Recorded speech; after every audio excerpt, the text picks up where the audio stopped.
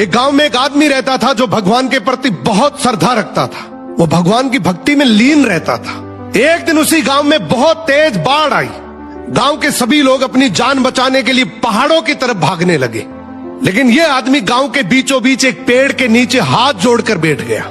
तभी एक गांव का भागता हुआ आदमी आया और बोला, अरे भाई जल्दी चलो, नहीं तो तुम डूब जाओगे।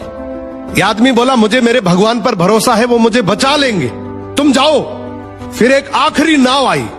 नाव में बैठे लोगों ने कहा, अरे भाई तुम पागल हो गए क्या, पानी का लेवल बढ़ रहा है, जल्दी से नाव में आ जाओ, नहीं तो डूब जाओगे। लेकिन ये आदमी फिर बोला, मुझे मेरे भगवान पर भरोसा है, वो मुझे डूबने नहीं देंगे।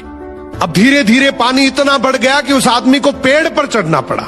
तभी एक आखिरी रेस्क्यू के लिए हेलीकॉप्टर आया और उसके सामने एक रस्सी फेंकी और कहा कि जल्दी से रस्सी पकड़कर ऊपर आ जाओ, नहीं तो डूब जाओगे, पूरा गांव जलमग्न हो चुका है। यह आदमी गुस्से में बोला, मैंने बोल दिया ना, मुझे मेरे भगवान स्वयं बचाने के लिए आएंगे, मुझे मेरे हाल पर छोड़कर तुम यहां से चले जाओ। अब पानी ज्यादा बढ़ने की वजह से वो पेड़ भी डूब गया और इस आदमी की मृत्यु हो गई।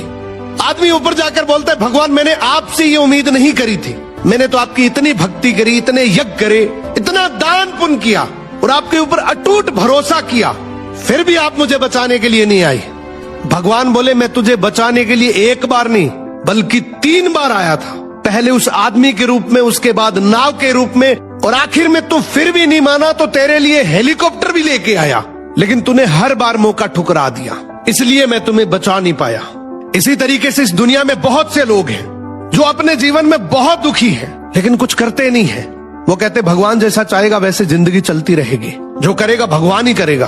वो हमेशा किस्मत के भरोसे रहते हैं। दोस्तों, भगवान हमेशा हमारी मदद के लिए किसी न किसी को जरिया बनाकर भेजता है, हमें आगे बढ़ने के बहुत से मौके देता है, लेकिन ये पूरी तरह से हमारे ऊपर डिपेंड करता है कि हम उस मौके को मौका समझते हैं या हर बार की तरह धोखा।